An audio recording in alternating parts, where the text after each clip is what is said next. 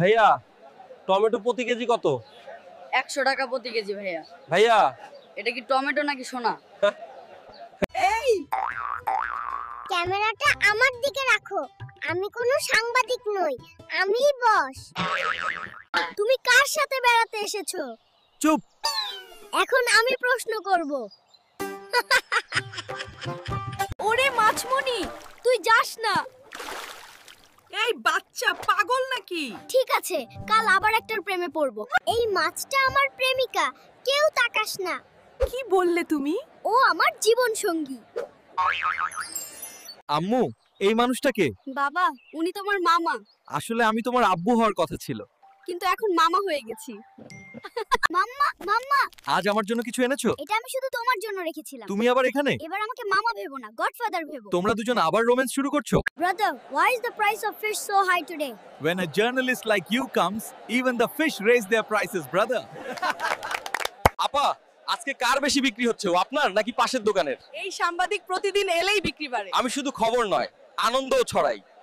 ভাই, কাকে নিয়ে ঘুরতেছেন আজ? এইটা আমার ক্লাসমেট ভাই। ক্লাসমেট? তাই নাকি? ভাই, একটু ক্যামেরার দিকে তাকা। সাংবাদিক ভাই, ভিডিও করেন না ভাই, গার্লফ্রেন্ড নিয়ে ঘুরতেছি, ফ্যামিলির লোকজন দেখলে পরে সমস্যা হবে। এবার বাড়ি গেলে আম্মু চিনে ফেলবে। ওইসব নার্সরা কোথায়? আমি নিজেকে নোংরা করে ফেলেছি, আমার ডায়াপার পরিষ্কার করুন। যদ্য আপনি না করেন, আমি হাসপাতালের বিল পরিশোধ করব না। এইবার কিন্তু পারতে হবে। পারবো না। পারবো না বললে হবে না। এই পৃথিবীতে জন্মগ্রহণ করে তোমার কেমন লাগছে? শালা, আগে বড় হইতে দেয়, তারপর তোর ইন্টারভিউ দিব। নার্সদের কোনো কাজ নেই। এত ঝাল নুডলস কেন বানিয়েছে? আমরা কি ছোট বাচ্চা নাকি? না, এই গানটা শুধু তোমার জন্য, আমার ছোট বন্ধু। চিন্তা করো না, তুমি তাড়াতাড়ি ভালো হয়ে যাবে।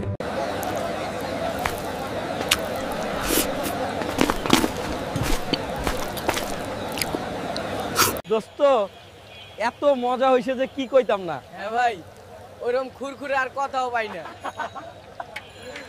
আপনি যারা বউ নিয়ে ঘুমান, ওটা ভালো লাগে। আমি জানি আমি রাতে কিভাবে ঘুমাই। এক রাত যায় না, 6 মাস চলে যায়। শীত আইসা পড়ছে, এখন শুধু ঠোঁট ফাটবে, কপাল তো আগের থেকেই ফাটা। সবাই শুধু জিজ্ঞেস করে বিয়ে করব কবে, বিয়ে করব কবে। আমি কিভাবে সবাইকে বোঝাই যে কোনো মেয়ে আমাকে পছন্দ করে না?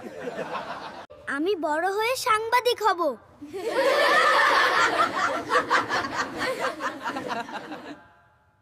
আপনার সবচেয়ে বড় স্বপ্ন কি? হ্যাঁ?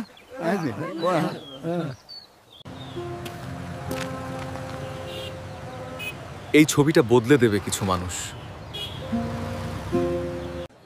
তুই সত্যই সাংবাদিক হতে পারবি। সত্যের পক্ষে দাঁড়াতে সাহস লাগে। আমি শুধু গল্প বলি না, মানুষের কণ্ঠ তুলে ধরি। আমি বাংলাদেশকে ভালোবাসি।